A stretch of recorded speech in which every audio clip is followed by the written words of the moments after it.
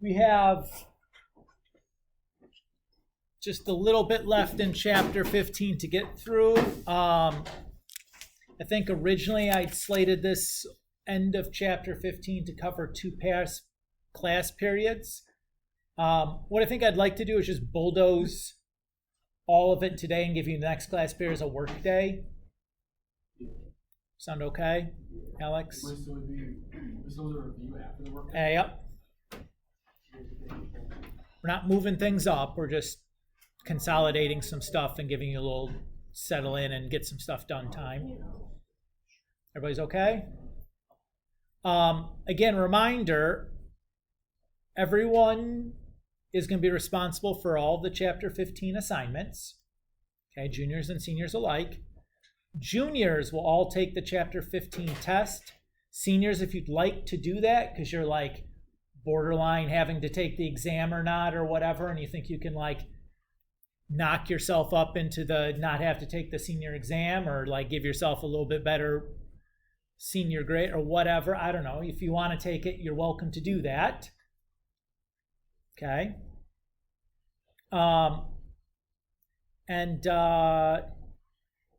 Otherwise, seniors, did I give you guys a exam review pack already? No? Let me do that then. Seniors, give me a hand. Let me see where you're at, seniors.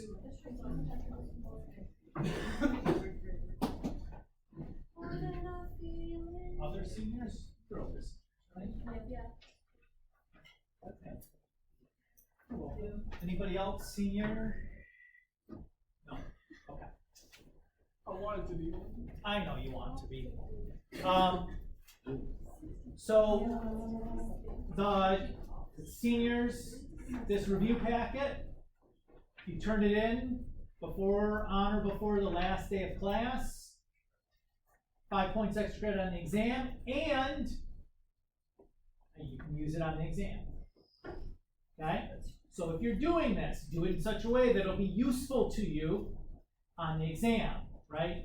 A right answer does you very little good when you go and pull this thing out to use it on the final exam. You want to have like workings and some explanation and some like, hey, this is the formula that I need to use, and this is how I know what goes where, and what the letters mean in the formula, and like, here's some algebra for me showing how I get the thing by itself, and like, go with my calculator now, and this is what I, like you can put as much in here as you want in terms of what you need to do that problem. That's all fine.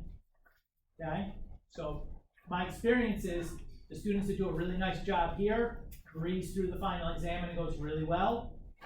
Those of you that kind of blow this off and just like get it done and like this final exam can be a chore.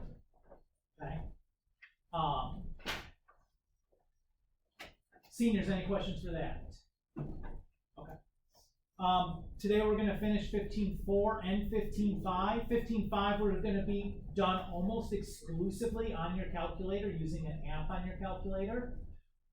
When it comes to the 15.5 section, I recommend that you have your calculator out and follow along and practice using that app along with me. It's relatively easy to use once you get the hang of it, but there is like a learning curve or whatever on that, so just be warned.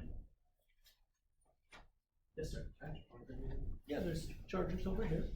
Welcome. All right. So that guy looks like you have to plug the USB in to the power strip too. It looks like somebody unplugged it. Yeah. I'm going to do this. So all you gotta do is plug it back into that thing, is all it's missing. Somebody just borrowed it to put it at their desk or whatever. Thanks, Alex.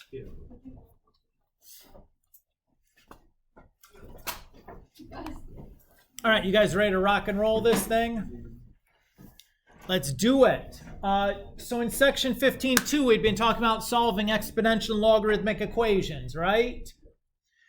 The second half of 15.4 is going to be looking at real-world situations that can be modeled using an exponential or logarithmic equation, and then to answer questions about that, we have to solve the exponential or logarithmic equation. So our first situation is sound intensity. Sound intensity is something that we measure in a unit called decibels. If you've watched a sporting event on television, usually like a live sporting event, they may have a situation late in the game where the crowd's really noisy and they show the little sound meter at the bottom and they're like, oh, it's as loud as a Harrier jet taking off. Like the announcers put some color on it. But typically that measurement of how loud something is measured in decibels. That's what we're talking about. So the formula is beta equals 10 times log of I over I naught. So that beta is simply our measurement in the number of decibels. I is sound intensity, and I naught is a constant. So like I naught is always this value. So example says, given that the sound intensity of busy city traffic is approximately yada, yada, yada. So that's I, that's our sound intensity. What is the measure of busy city traffic in decibels? So we're looking for beta then. So I have the sound intensity, that's given to me. I have I naught, that's a constant, that's given to me. It's always 10 to the negative 12. So I just plug in then.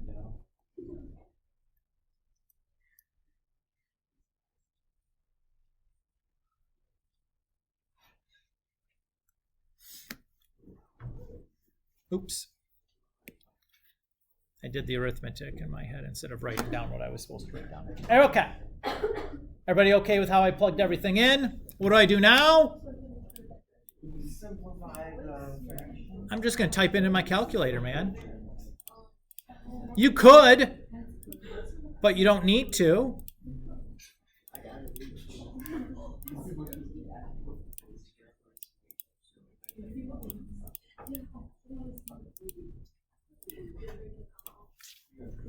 So the answer there is 70 decibels. I just typed in my calculator exactly like it looked on my sheet of paper, and bada boom, bada bing, we are done. Questions on that first one? Pretty easy, right? Yeah, I would hope so. Another example, the Richter scale. Who's heard of the Richter scale before? What's it measure? Earthquakes, yeah. The Richter scale is a scale designed to register the magnitude of earthquakes. The magnitude of an earthquake R can be found using the equation R is equal to log of alpha over T plus B, where that alpha is the amplitude in micrometers of vertical ground motion. So like when an earthquake happens, the ground moves up and down like this, right? So that displacement, if this is normal, alpha is representing the amount the ground either moves up or moves down from that normal line, right? T is the period associated of the associated wave in seconds. So again, if this is normal ground, T is representing the time it takes to go from normal to max to min back to normal. Okay, that's the time. That's T. And B is a constant that accounts for the weakening of the wave with increased distance from the epicenter. So, have you ever seen what the Richter scale machine looks like that they use?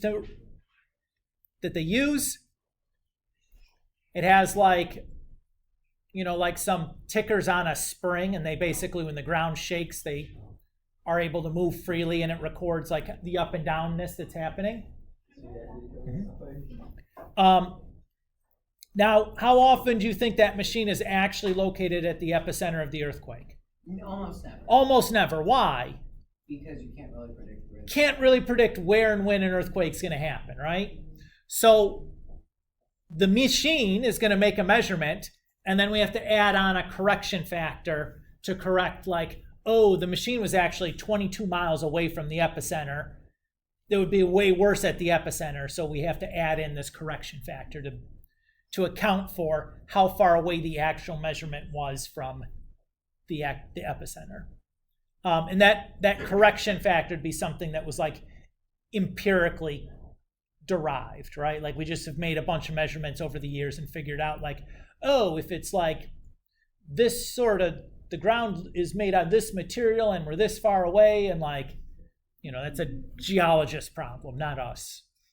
Everybody's okay? All right. So here's our question. It says the infamous San Francisco earthquake had a Richter scale magnitude of 7.5. How many times more severe was the most severe earthquake ever recorded? The 1960 Chilean earthquake that had a Richter scale magnitude of 9.5. So it's asking how many times more severe, right? What measurement here is really describing the severity of the earthquake? Would that be the amount of distance it moves up and down, or the time it takes to move up and down? Yeah, the distance moved up to down, right? So what we're looking for here then is like alpha for Chile divided by alpha for San Francisco. Everybody's okay there? That's what we're really asking to solve, because it's asking how many times. So we're dividing, right? So what I'm going to do is I'm going to make a system of two equations here. One for San Francisco and one for Chile.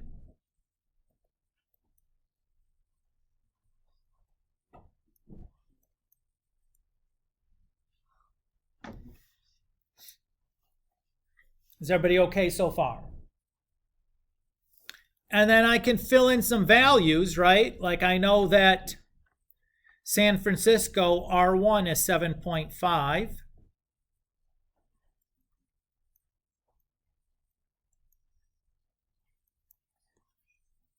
And R2 is 9.5.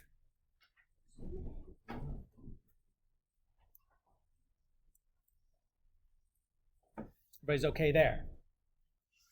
Now, 7.5 Richter scale measurement would be represent how intense that earthquake is at the epicenter, right? So what should the B value be for this? Should be 0, right? If it's already representing the measurement at the epicenter, those B values should just be 0. All right, now we're making some progress. What we'll do now is we're going to take, and we're going to do Chile minus San Francisco.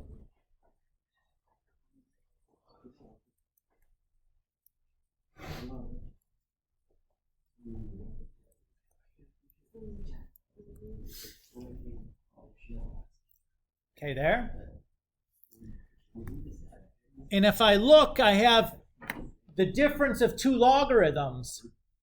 This should scream something at you to do. What should we do here?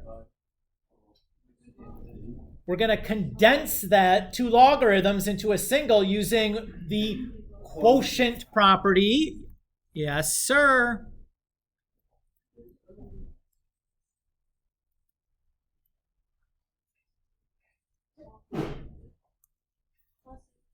Everybody's okay there? We'll run out of space down here. Yeah, it's going to be difficult. So when I do that,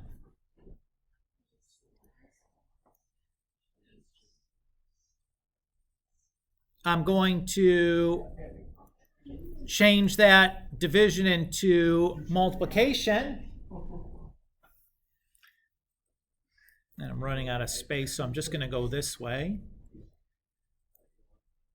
And because I can do this multiplication in any order, I can rearrange those two fractions. And I notice in here, that's what I'm looking for. But I have to figure out what to do with that piece. Everybody's okay?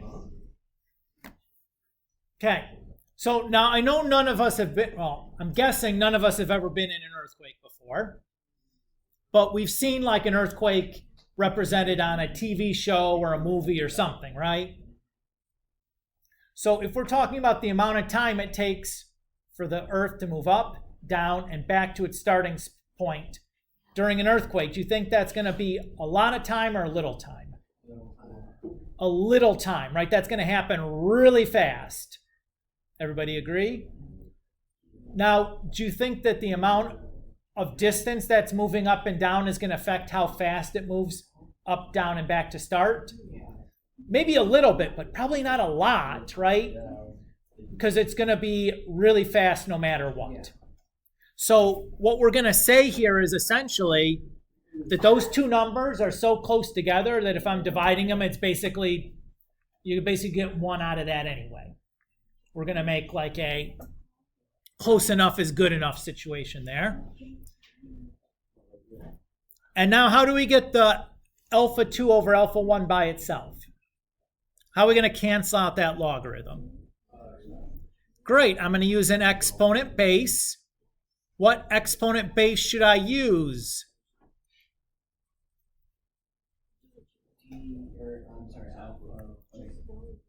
It should match the log base. What is the log base there? I don't see a number written. 10. How did you know that? Because the common log. Yeah, if there's no base there, I know it's the common log, which is log base 10.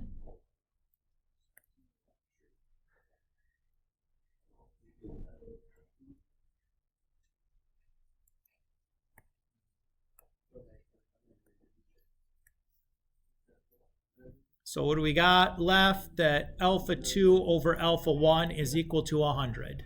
So it was 100 times stronger. Would not have wanted to be in Chile in 1960. No, thank you.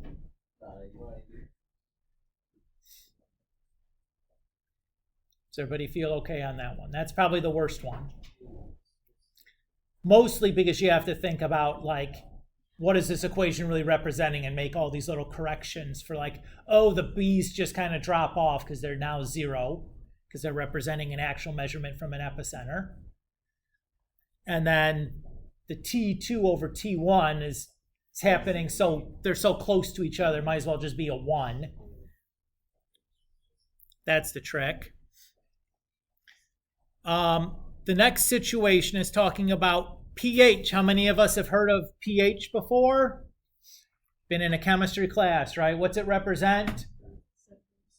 The strength of an acid, right? Really an inorganic acid. So it says the pH, or relative acidity of a water-based solution, is measured based upon the concentration of hydrogen ions in the solution, denoted with bracket H+. The formula for pH is equal to negative log of H+.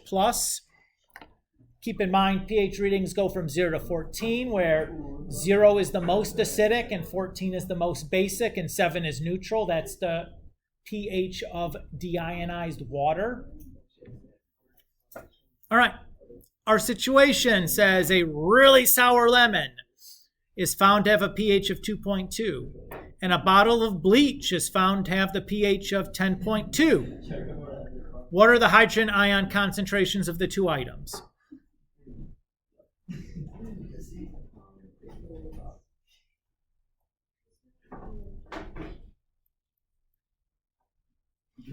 So for the lemon, we'd say 2.2 is equal to negative log of H+, and I'm going to put an L there underneath it.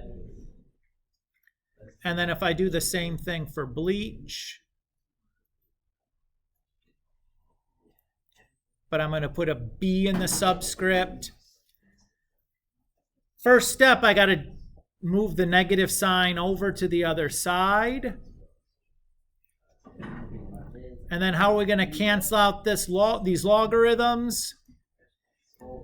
Going to use an exponent base. What base should I use? Base 10.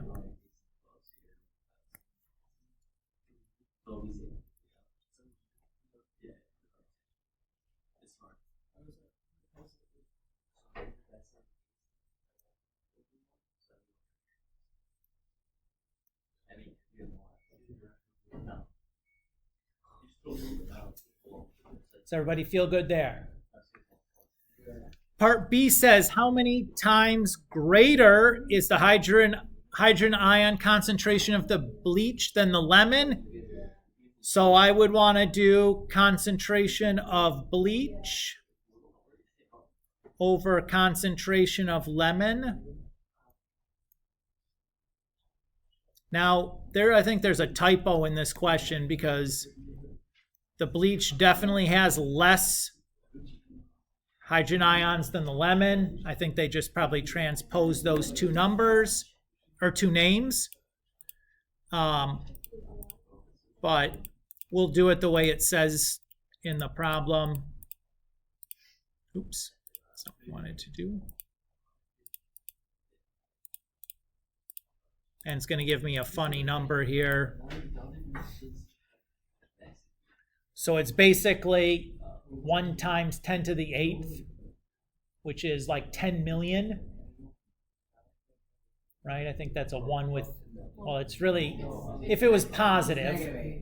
Right, but if it's positive, because if you just flip the numbers, it's the same thing as saying like, it's like a 10 million times less strong, right? Or no, 100 million. Wait, no, when it's a 10 to the negative number, then you go into the decimals. Right. But then it's like, because that's how much greater it is, so you just flip it to find out how much less it is. Yeah, so it's like, exactly, yes. Good explanation, Ian.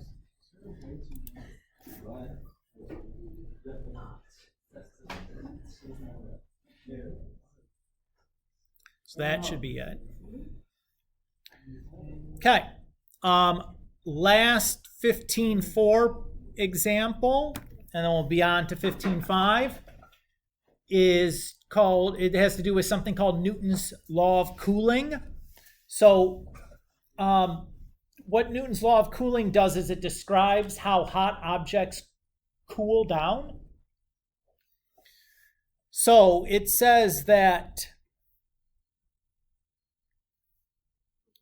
T of T, that's the temperature of the hot thing at some time T, or some future time T, is equal to the temperature of the medium, that's its surroundings. So like if you're talking about a hot pie cooling on a window ledge, it'd be the air. If you're talking about like dipping a sword out of your medieval forge into a bucket of cold water, it'd be the temperature of the water, etc. You guys get the idea, right? T naught is the temperature of the hot object the moment you remove it from the heat source. So if you're talking about the pie, it's 325 degrees or whatever it is, the temperature of your oven when you pull it out of the oven. K is a constant that describes the rate at which that particular substance cools. So those Ks are going to be different depending on the substance you're looking at. So the rate of cooling for a pie is different than the rate of cooling for, a piece of metal than would be for a chicken dinner, would be for, a Totino's pizza roll, which never seem to cool off and always burn your mouth, no matter how long you let it sit on top of the oven. And then little t is just the time elapsed. All right.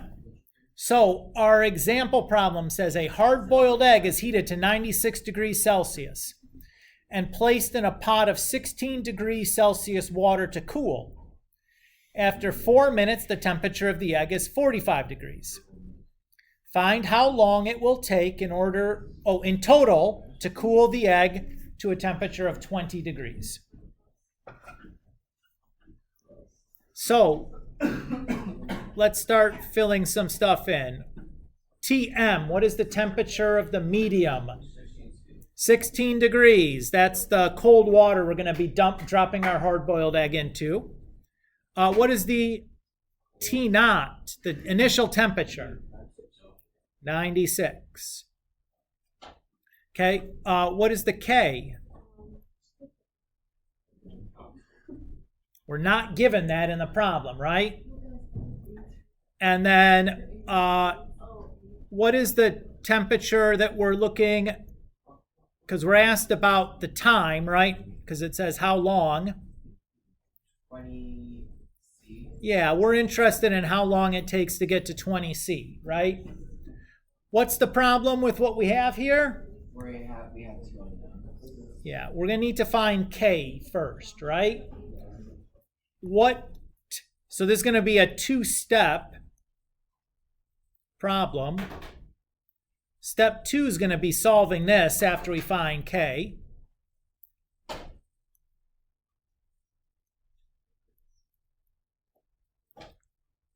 What piece of information haven't we used yet?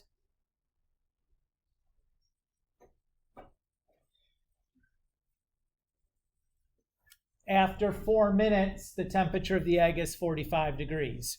We're going to use that to solve for K. So the TM, the T naught, all the same. My T of T here is going to be 45, and the little t is 4. That allows us to solve for K, because we have everything that we need. So if I plug things in,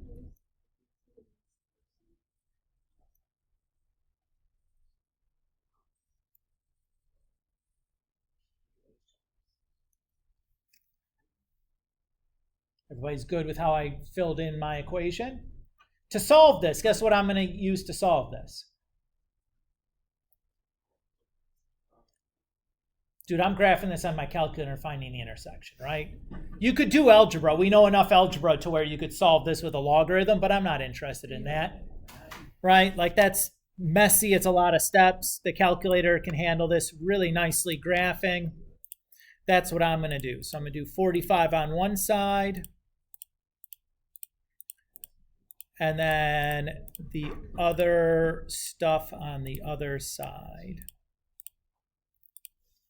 Everybody's okay there?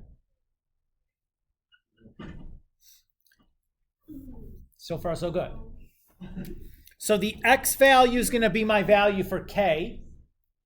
I don't really know what this is going to be other than I know K is going to be a positive number, or else it would be getting hotter as it was cooling, which would make no sense. And typically K's are pretty small. It's probably somewhere between around 0 to 1. It's probably good enough in there. Now the Y's are representing the temperatures. So the warmest this thing would have been the 96 to start. And the coldest it's got to be is I got to be able to at least see the 45-degree line. So I'm just going to go 0 to 96, and that should give me a nice picture of, well, I'll do 0 to 100. Why not? That should give me a nice picture of what's going on. I'll graph that and take a look. Bingo, right there's my K. So second and trace, intersect command, enter, enter, enter. So we'll call that 0.254 for K.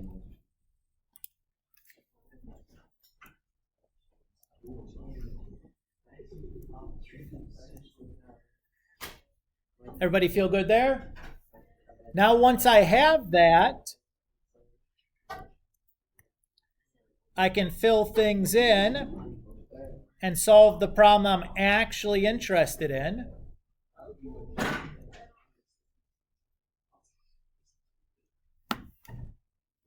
Which is that one.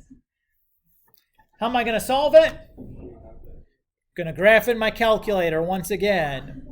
So this guy turned into 20 degrees. And then I have 0.254 times x. Now I do have to reset my window here, specifically my x's, because my x is no longer representing k, but representing time, right? Now it took 4 minutes to go from 96 to 45. Then I have to go from 45 to 20. Now it's going to go slower. Like 10-ish. Yeah, so I'm going to go maybe all the way to 20 just so that I'm sure that I have the answer in there. Yeah, but I'd expect an answer around 10 seems reasonable.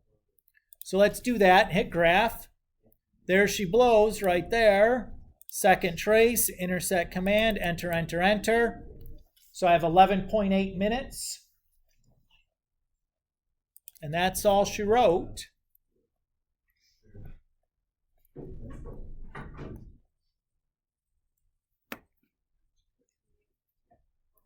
Everybody feel good here? So again, two-step problem, right? Step 1 was finding K. Step 2 was finding the actual time that we're interested in. Notice that how I broke down what all the numbers were. I think that helps seeing it. Notice no matter which step you're on, the TM and the T0 were the same.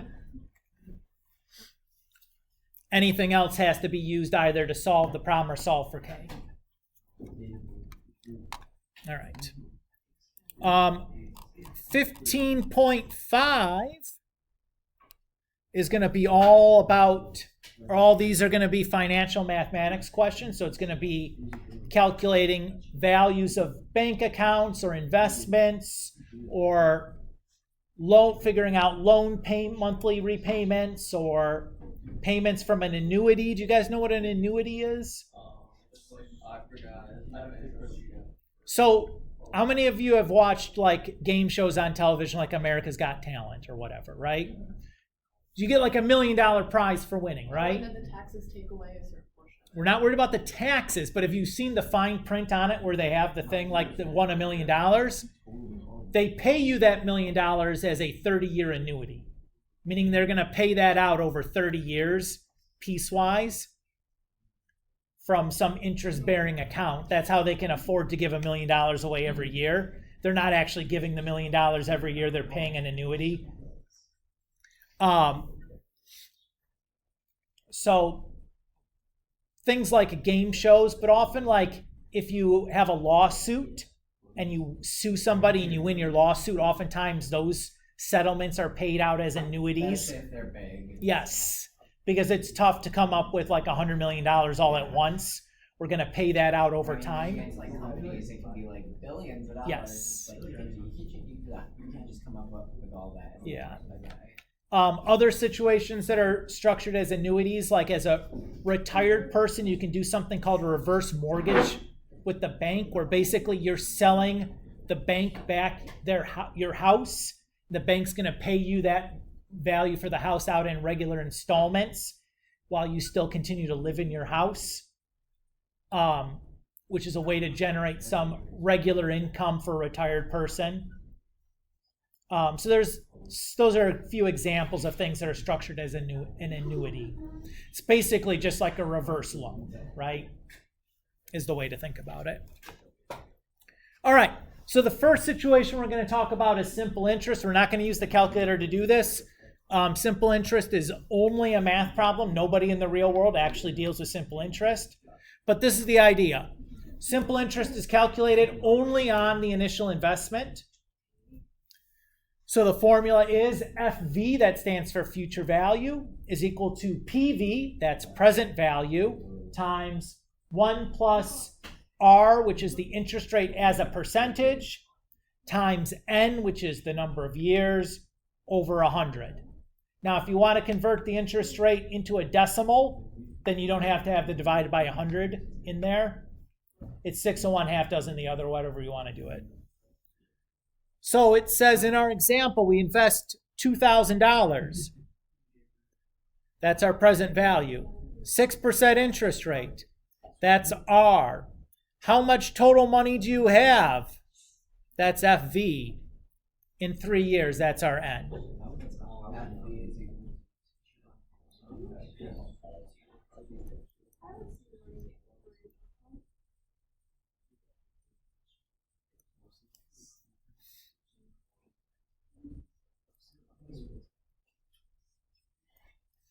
So you'd have $2,360. How much interest did we earn in that 3 years? $360. Interest would always be future value minus present value, right?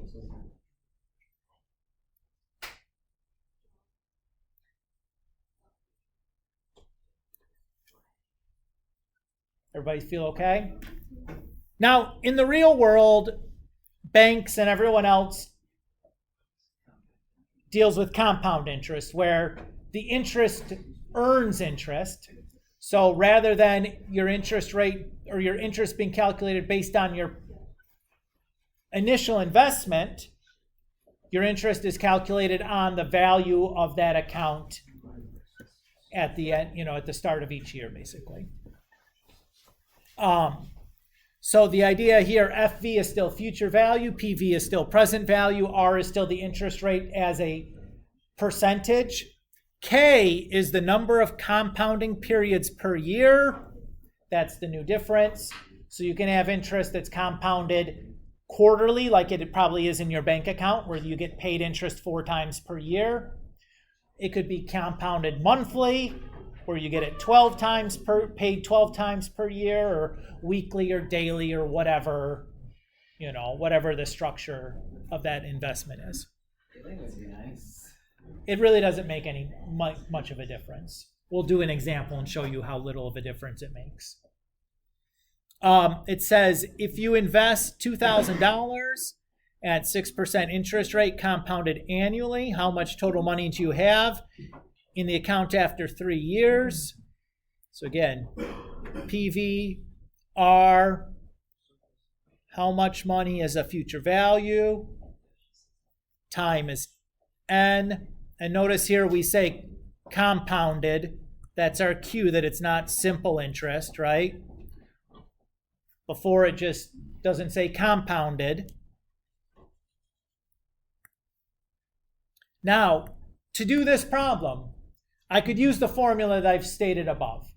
I'm not going to do that.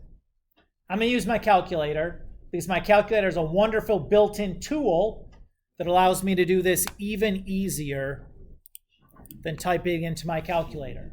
So if you have a graphing calculator with you and you'd like to follow along on this process, I invite you to do so. Seniors, this will be on your final exam. So I would recommend you take a minute and tune in and make sure you're able to do this process on your calculator, because it's quite easy to do. All right, so what we're going to do is we're going to find the apps button, which is right here diagonal from the green alpha button, and we're going to press that.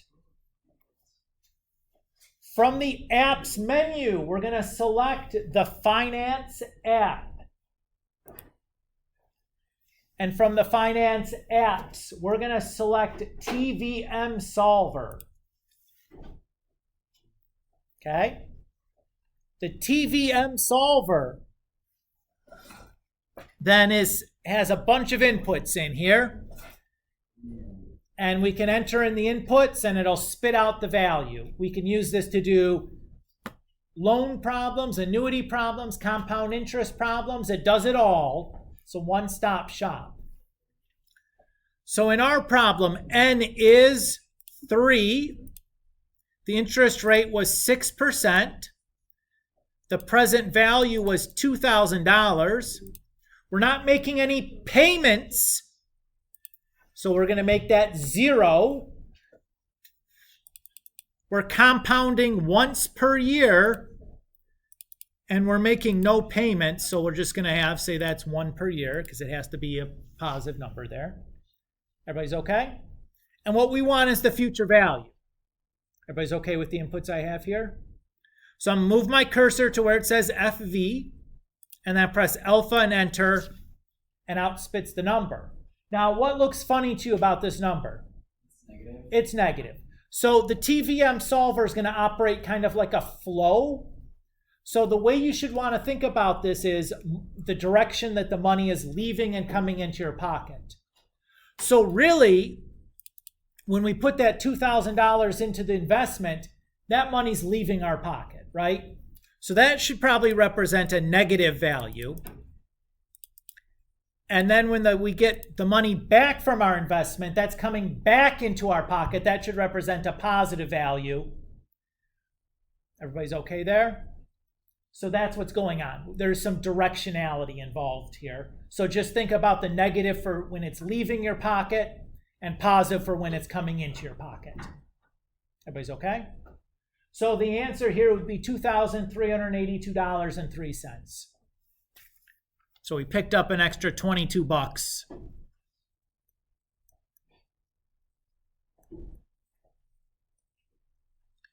And then what did we make in interest?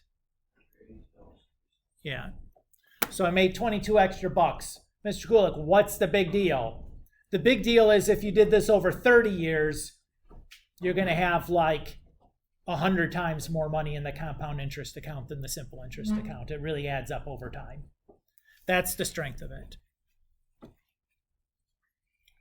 So just as an example, if I say N is 30 here,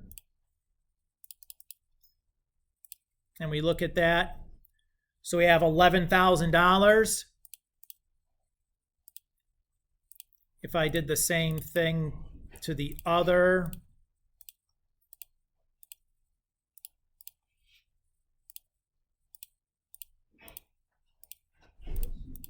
as simple interest, I'm going to have half as much, right? That compound interest really kicked its butt. All right.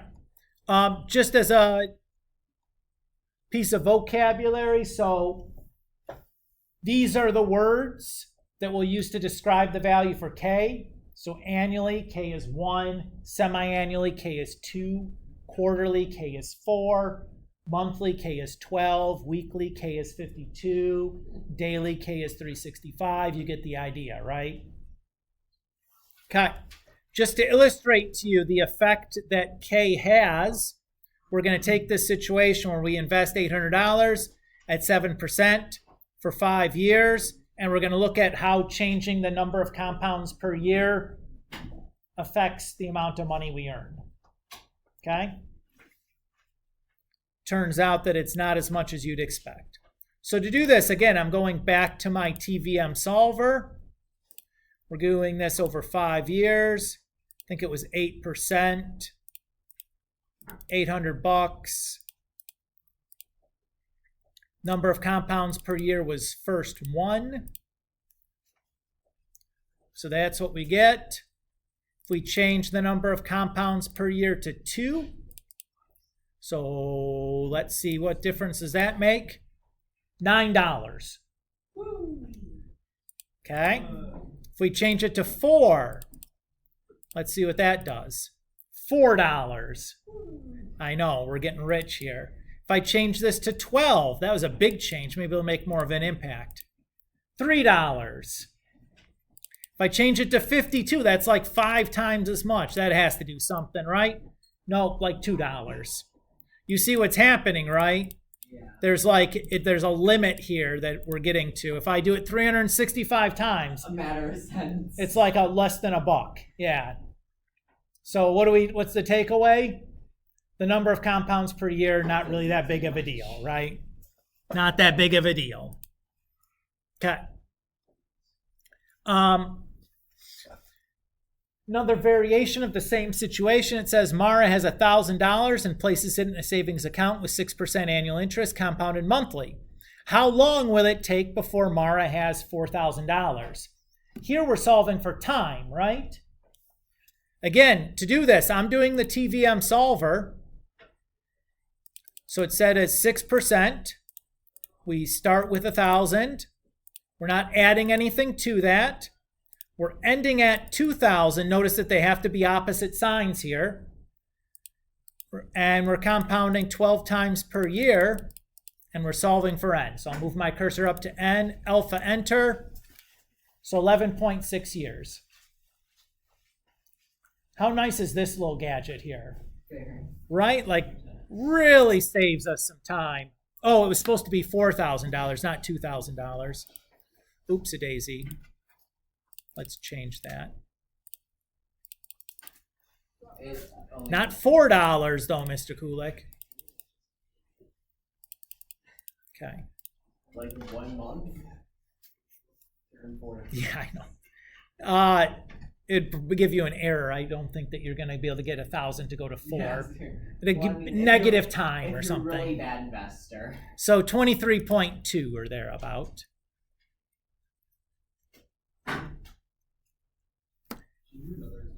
Yep, we got lots more coming. For you guys, on a test or quiz, what is the work shown that you should give me? The formula, like plugging the stuff. You should write down the inputs into your calculator. That's the work that I would want to see. Is just copy down what you entered into your calculator and then the answer. Yep. Is everybody okay with that as work for these type of problems? Again, let's keep it simple, right? You can turn 1,000 into $4. It just probably means that your bank got robbed. Gwen places $600 into a savings account. What interest rate would she need, compounded weekly, if she wanted to have exactly $1,500 in 10 years? So here we're solving for I, right? So 10 years, we put $600 in, and we were wanting $1,500 to come out. And I think it said compounded weekly. Everybody's okay with the inputs? Yes. What's that? Finance, TVM solver. So the interest rate there should be about 9.17.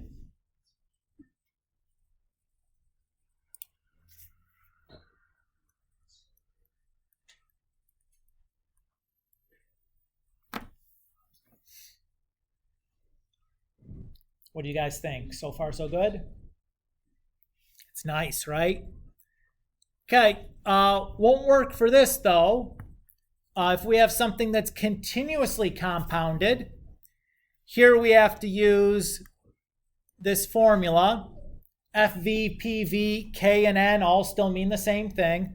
Future value, present value, interest rate as a percentage, and time. So here it says Jack invests $800, so that's a PV, into a savings account with 5% annual interest rate, that's my R. Compounded continuously, notice the continuously is the big word there. How long, that's N that we're searching for, will it take to have $500 in interest? So remember, future value is equal to present value plus interest. So that's going to be like 1,100. So what I'm going to be solving is,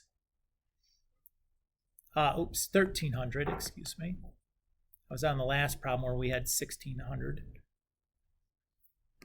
Or 600 invested, excuse me.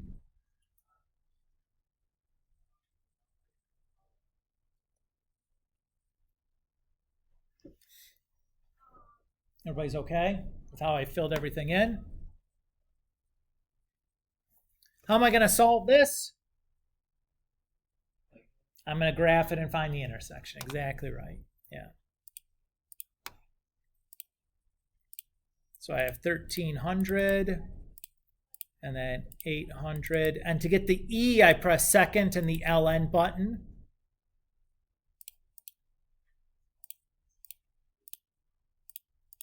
Again, you could solve this algebraically by hand if you want to. That's fine.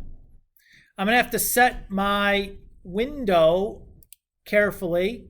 I don't know how long this is going to take. I'm going to put 30 years in there. I figure it won't take longer than that. The least amount of money I'm going to have is $800. That's my starting amount.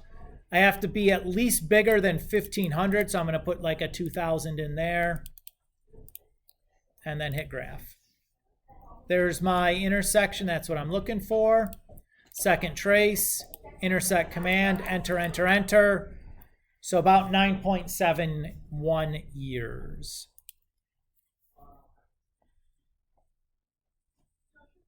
Yes. Yes. Does everybody feel okay there? Okay, on to an important concept. So you find an account that has 6.5 annual interest rate compounded monthly. What would be the equivalent interest rate that is compounded annually? All right, well, let's think about this. Our compound interest formula is this guy right here.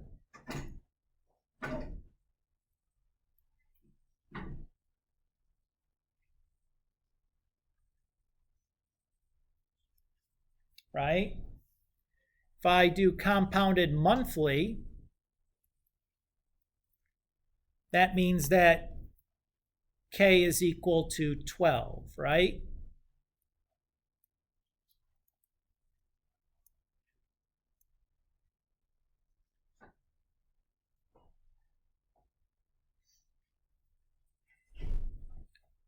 And if I do compounded annually, that means that K would be equal to 1. Oops.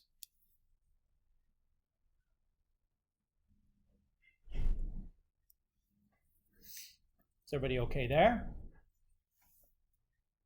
So if I look here, I can rewrite this as like an exponent of an exponent kind of thing because I have that product going on up there.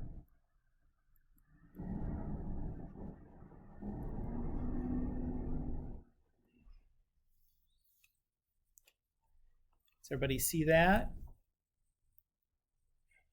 So I just need to figure out kind of when those two things are equal, right? Does that make sense to everybody? So when we're compounding monthly, the R is 6.5.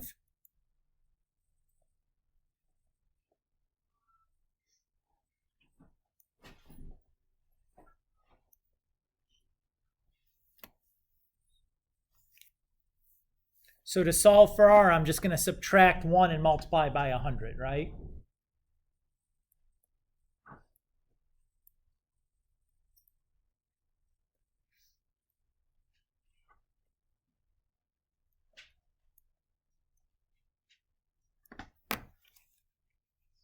So into my calculator she goes.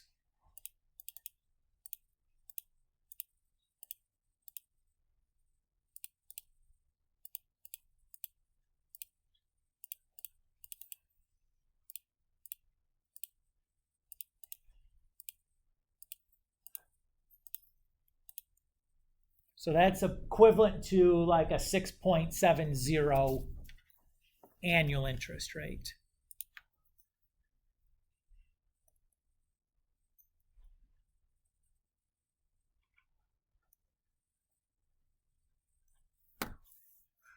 So this idea is actually a really practical one. This is what's referred to as an APY, annual percentage yield. I believe it's a legal requirement in loan offers to represent all loan officers as APYs, the equivalent interest rate as if this was compounded annually. That way it's really easy to compare loan offers that have different conditions in the details. It doesn't really matter to you how many times it's compounded. What really matters is like if I compare these, which one is the better interest rate for me? So we have to convert them all to be annual interest rates, and that allows us to compare them really nicely. So the process we just did, we formulafied.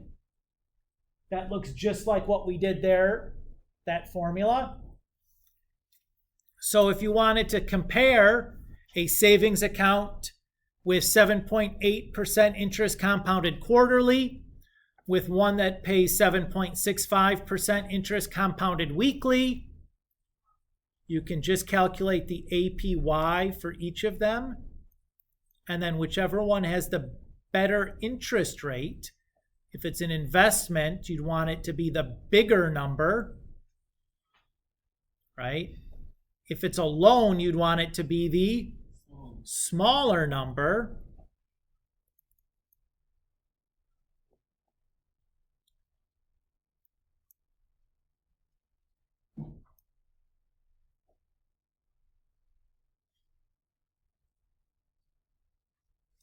So we'll just grind those out on our calculator and see which one we get.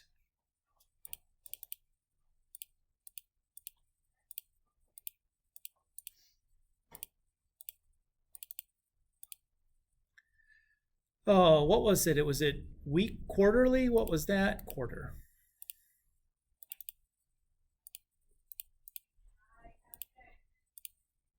Think I'd have enough sense to have the page opened up on me, but. And the other one was weekly, right? It was 765, I think. Okay. So which one was better? The first one, because this was an investment rather than a loan. Oops, where'd that go?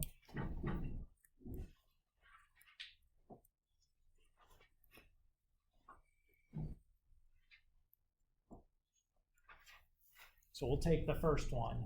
Give me all the monies. Everybody feel good so far? Right.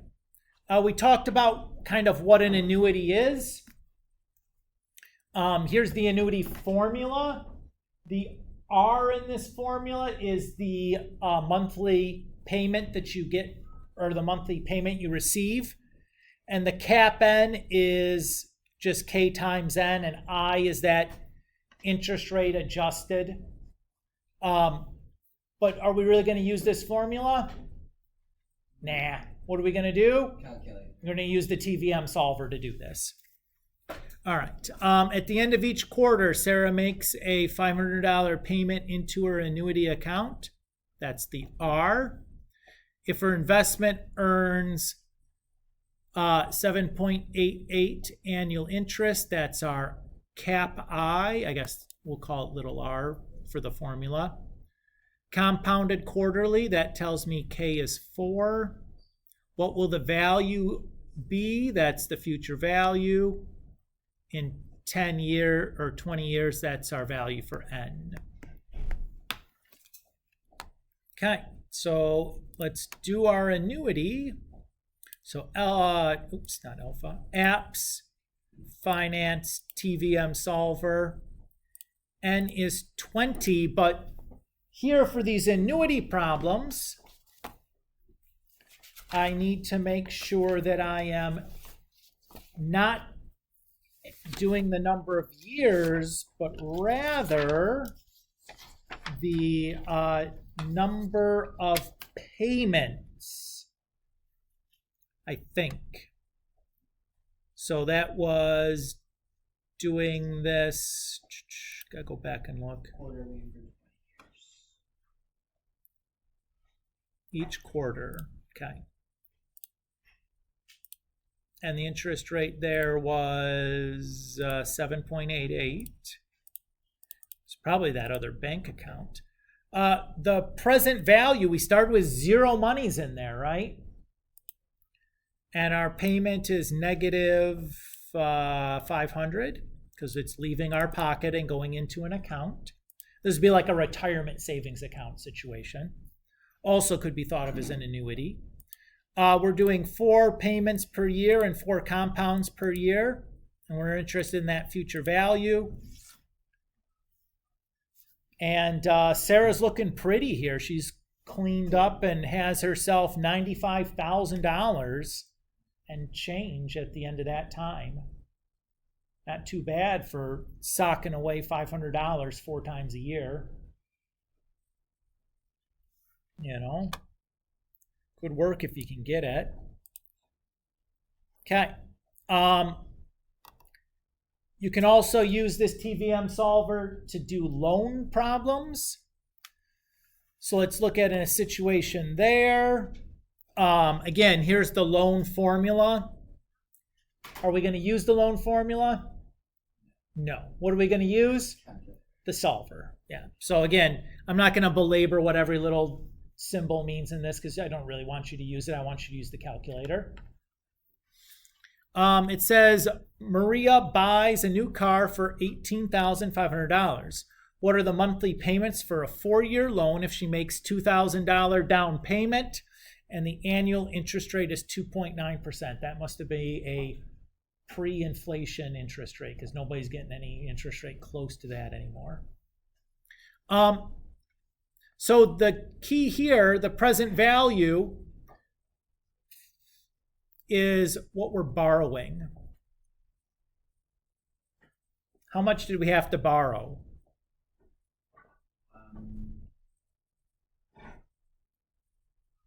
18,500 minus 2,000. Yes. So it's the cost minus what you pay up front. You guys know what a down payment means, right? That's you pay it at the time of purchase, and then I'll give you the rest later. Okay. So into our solver, the present value is going to be positive 16,500. It's positive because that money comes from the bank and goes into my hand, right? The future value is going to be 0. When that money is paid off, I have nothing left, right? We are making monthly payments over 4 years. So we're making 12 times 4 payments. Said our interest rate was 2.9%. Oh, what a dream that would be. And this is happening 12 times per year, compounds. And what we're interested in is that monthly payment. So we'd be forking over $364.49. Notice it's negative because that's money that's leaving our pocket and having to go back to the bank. Everybody's okay there? Mm-hmm.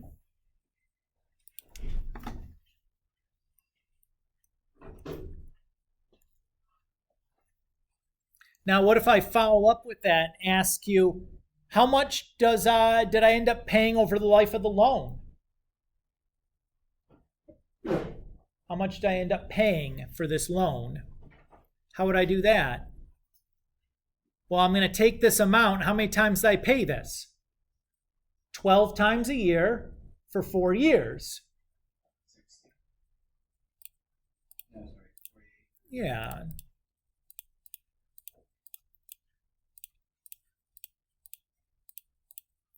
So I ended up paying $17,495.52.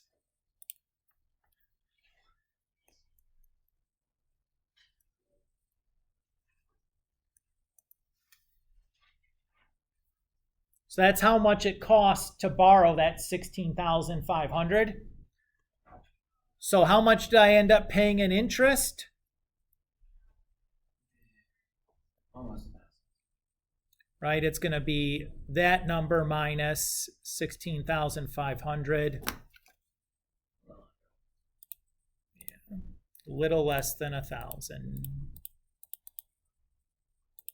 995.52.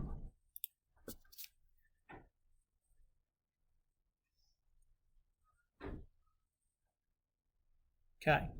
Is everybody cool? That ends the show.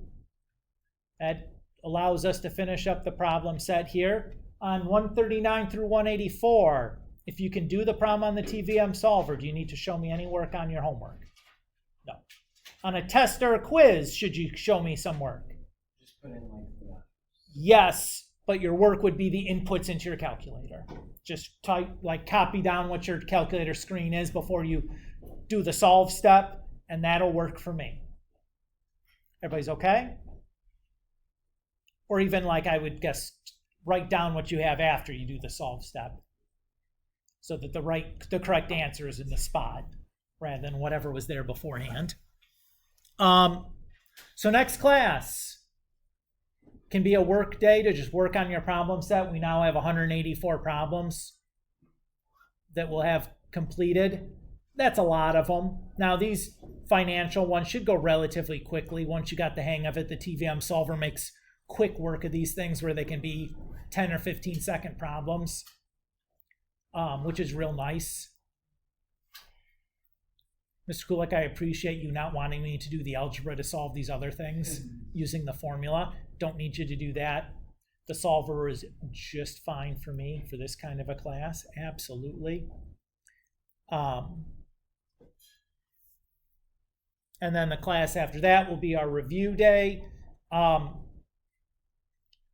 will probably ask you guys on one of these two, I'll have a worksheet of these financial problems at 5 or 6 questions that I'll ask you to complete just to make sure that I've checked that you can effectively use the TVM solver to answer these questions before the test.